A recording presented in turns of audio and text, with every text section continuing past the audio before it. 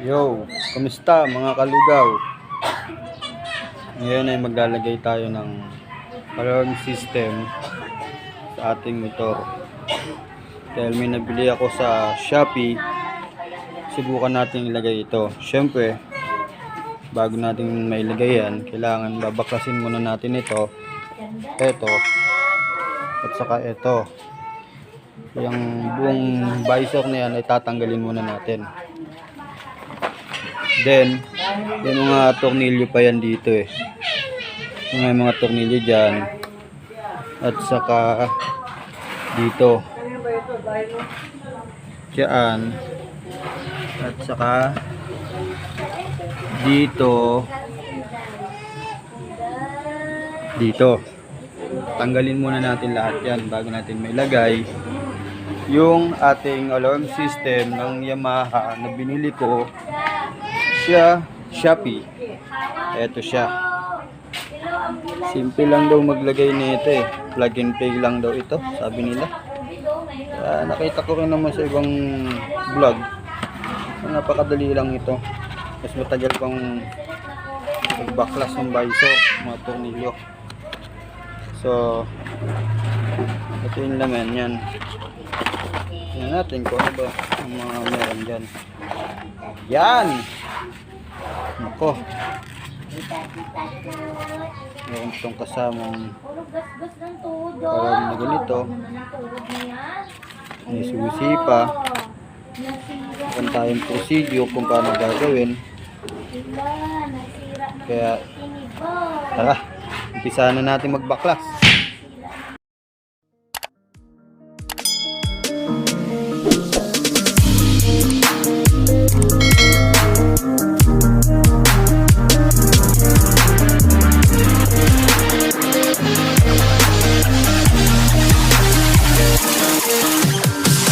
I'm holding on for you to come around. I've waited for so long, I've run aground. I feel I'm burning up inside. Oh, hear me crying. I feel like everyone's alive, and I am dying.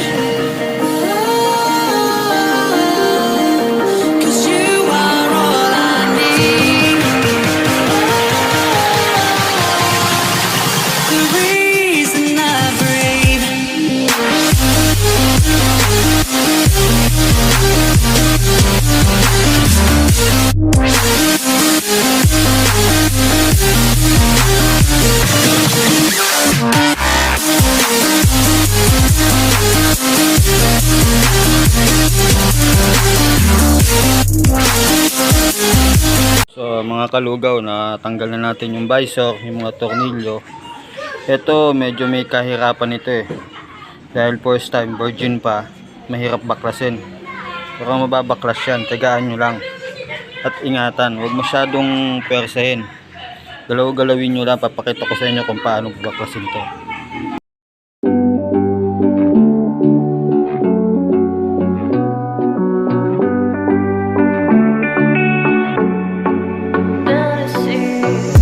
Looking on my back and you are still the same. I try to figure out why you can tell the same. And I know you know all the things that made us. My feelings for you don't go.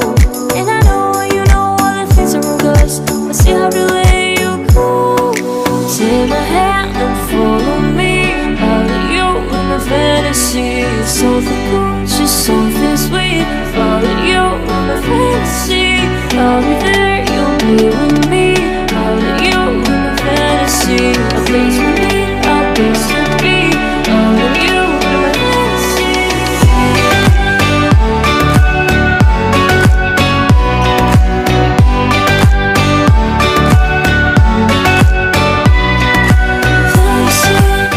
Yan mga kalugaw, tanggal ko na yung visor tsaka yung ibang flarings nya. So ito yung abang nung sa two-way alarm. Dito natin lalagay yung binili natin. So ito yung abang. Gagayahin lang natin yung ibang vlog. Tapos sa pagtanggal nito, ingatan nyo ha, kasi medyo maselan, malutong, baka masira. Kaya nyo yan.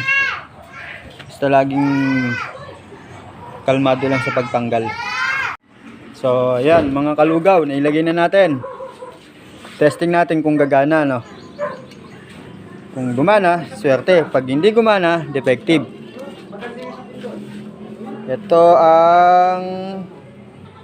Itong nasa taas, start yan. Double click yan. Okay. Gumana. Suabe. Ngayon, paano naman natin papatayin? Pag napatay natin, ito naman ang pipindutin mo. Itong pangatlo. Okay? Isang pindutan lang daw. Yun. Suabe. Paano naman kaya kung gusto mong i-alarm? Etong pipindutin natin para sa pag ilalak mo siya, ito. Kung di ako nagkakamali, ito. Yan. Suabing-suabe na. Ngayon, pag i-unlock natin, pipindutin natin yung ito. Ayun, suabe. So, paano mga kalugaw? Ayusin ko muna to. Ilalagay natin to ng maayos, yung hindi masisira o mababasa. Apya. Yan na po mga kalugaw. Nailagay ko na yung two-way alarm system. Dito ko siya ikinabit sa taas. Kung makikita nyo, dyan nakalagay siya dyan sa taas. Sakto-sakto. Tapos sinigyan ko ng parang 3M na din sa gilid na kasama din sa order ko. Ayan yung puti na yan. Ayan.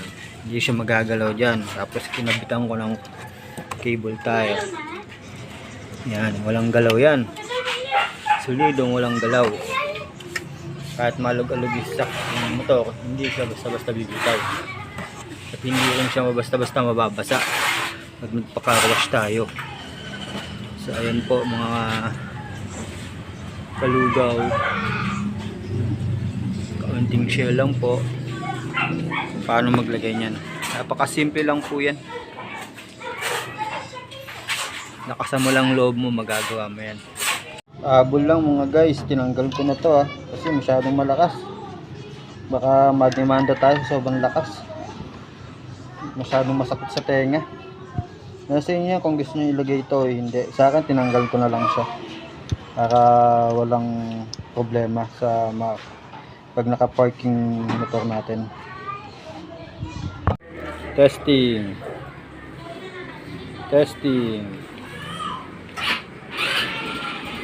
Wow! Ayos!